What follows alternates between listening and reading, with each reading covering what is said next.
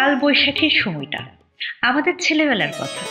বিধু, সিধু, নিধু, তিনু, বাদল এবং আরো অনেকে দুপুরের বিকট গরমের পর নদীর ঘাটে নাইতে গিয়েছি।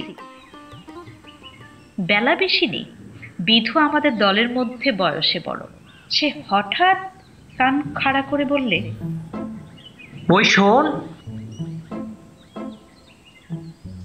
আমরা কান খাড়া করে শুনবার চেষ্টা করলাম।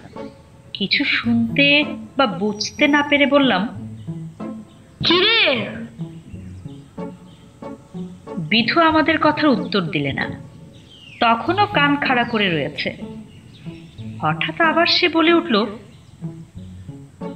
ওই ওই শোন। আমরাও এবার শুনতে পেয়েছি দূর পশ্চিম আকাশে ক্ষীণ গুড়গুড় মেঘের আওয়াজ।